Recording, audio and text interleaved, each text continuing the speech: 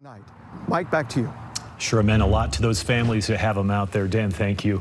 We're learning more about the man authorities identified as the Michigan church attacker. News specialist Shelby Lofton joins us live right now with more on his ties to Utah. Shelby, what'd you find? Police identified the man who rammed his truck into the chapel, set it on fire, then shot multiple people inside as Thomas Jacob Sanford. Combing through social media today, it appears he went by the name Jake. Here's what we know. Sanford is from Michigan, but apparently spent some time here in Utah. Michigan outlets are reporting he was a Marine veteran. And today, NBC News had a phone call with a woman who rented a room to Sanford. This house matches addresses we found in documents connected to Sanford. The landlord, Sandra Winter, said he lived in her Jeremy Ranch house for about a year back in 2010. She told NBC News Sanford was a really nice guy who never displayed any anger. She said she wouldn't have imagined he would do something like this. Winter told NBC Sanford was really involved with a woman who was a devout member of the Church of Jesus Christ of Latter-day Saints. She says Sanford loved this woman and wanted to be with her, but he wasn't sure about joining the church. Fast forward about 15 years, a Michigan City Council candidate, Chris Johns, said he spoke to Sanford at his home days before the attack while he was out canvassing. He told CNN Sanford brought up the LDS Church, asking his thoughts on it. That's when Johns said Sanford shared his own negative feelings toward the church. He did make the statement that Mormons are the Antichrist, which is a shocking statement. And again, this is somebody you're just meeting for the first time. And Winter told NBC News Sanford moved out suddenly around 15 years ago, and she hasn't heard from him since. She's not sure how things ended with the LDS woman. And you're now looking at Sanford's mugshot from a case he was involved in while he lived here in Utah. Coming up at 6, we dig into what got him in trouble with the law here. For Live at 5, I'm Shelby Lofton. All right, Shelby, thank you. Firefighters say a new 50-acre...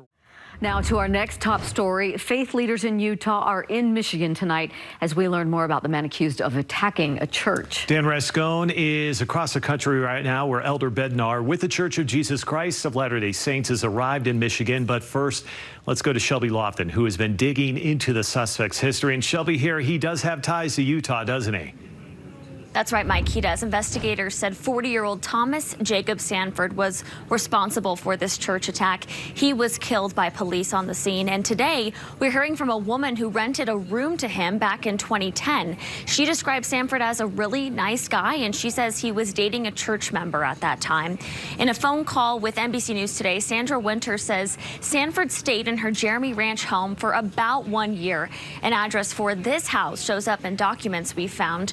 Winter says learning Sanford is the suspect in this deadly church attack is very shocking. She said he didn't seem like a person who would go over the edge like this, and she wouldn't have recognized him by his actions. Winter said Sanford was involved with a woman who was a member of the Church of Jesus Christ of Latter-day Saints, and he wasn't sure about joining the church. She says they didn't stay in touch after he abruptly moved out around 15 years ago. We did find this mugshot of Sanford. He was arrested for driving under the influence in Summit County back in 2010. Documents show he pleaded guilty to impaired driving, which is a lesser charge. A Michigan politician says he spoke to Sanford just days before the attack. He says the man, whom he'd never met before, brought up the church. There was anger. I mean, it was a long-standing anger that I'm speculating, but what he did took planning. It also took real motivation and real anger to ultimately do what he did. The church building Sanford attacked, now mostly reduced to rubble. We've dug into social media posts involving Sanford. Michigan outlets report he was a Marine veteran. It appears he has a young child with a medical condition. And Winter, Sanford's former landlord, told the New York Times that he did snow removal and landscaping work for a company in Utah. We are working on tracking down that employer. I'll send it back to you. All right, Shelby Lofton, newsroom tonight. Shelby, thank you. Church leader Elder David A. Bednar from the Quorum of the